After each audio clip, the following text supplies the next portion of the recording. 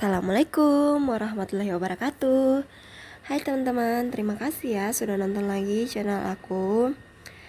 Kali ini di video ini saya akan bahas konsep dasar administrasi kesehatan part 2, yaitu mengenai ruang lingkup dari administrasi kesehatan. Namun sebelum kita mulai di materi, bagi teman-teman jangan lupa dukung dulu channel aku dengan cara subscribe. Dan jika kalian suka pada video ini, kalian bisa like, kalian juga bisa komen di bawah konten apa selanjutnya akan saya bahas. Dan jangan lupa teman-teman nyalakan notifikasi lonceng agar tidak ketinggalan video-video aku selanjutnya. Selamat belajar.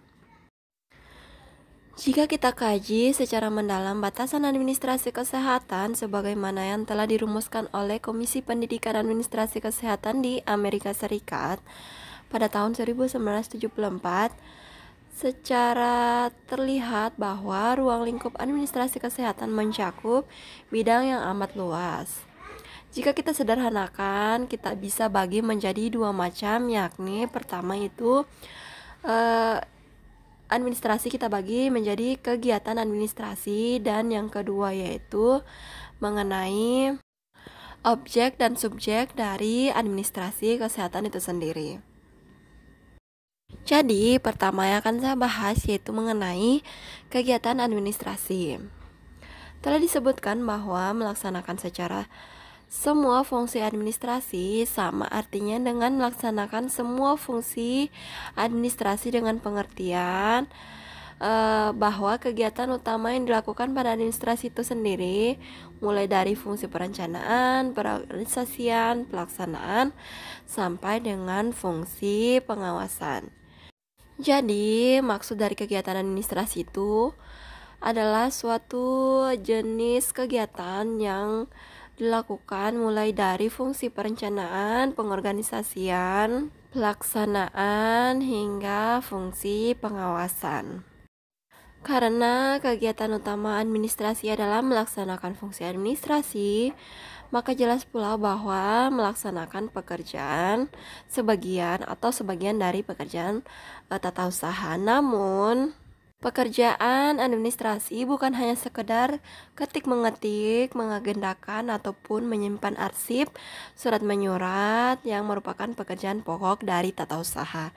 Jadi maksudnya di sini seorang administrator itu mempunyai tugas yang hampir sama dengan tugas seorang yang bekerja di tata usaha.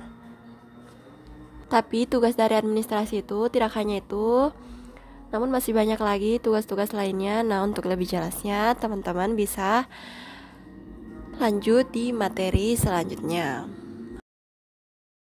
Selanjutnya, ruang lingkup administrasi yang kedua yaitu mengenai objek dan subjek dari administrasi. Telah disebutkan bahwa objek dan subjek dari administrasi kesehatan itu adalah sistem kesehatan nasional, yang berarti dapat menyelenggarakan administrasi kesehatan yang perlu dipahami terlebih dahulu. Apa yang dimaksud dengan sistem kesehatan nasional? Jadi untuk lebih lengkapnya mengenai sistem dan objek administrasi kesehatan ini, teman-teman bisa buka di sistem kesehatan nasional. Di situ teman-teman sudah jelas.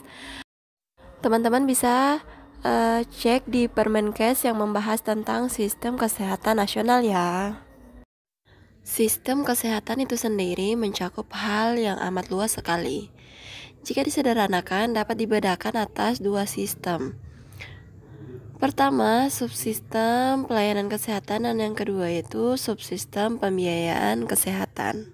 Agar dapat terselenggaranya upaya kesehatan yang baik, maka kedua subsistem ini perlu ditata dengan sebaik-baiknya juga. Jadi kesimpulan dari video ini, tugas seorang administrator kesehatan itu tidak hanya soal ketik-mengetik, surat menyurat, dan lain sebagainya. Tetapi tugas seorang administrator itu tidak lepas dari proses perencanaan, proses pengawasan, hingga dievaluasi maupun pelaporannya itu sendiri, serta pembiayaan kesehatan dan lain-lain. Jadi saya harap teman-teman bisa memperluas lagi wawasannya dengan cara banyak membaca, dengan melihat regulasi-regulasi yang dikeluarkan oleh Kemenkes ya teman-teman, karena di situ di regulasi-regulasi yang ada Kemenkes menjelaskan itu sangat detail. Sekian dulu video saya kali ini, semoga video ini bisa bermanfaat untuk teman-teman sekalian. Sampai jumpa lagi di video selanjutnya.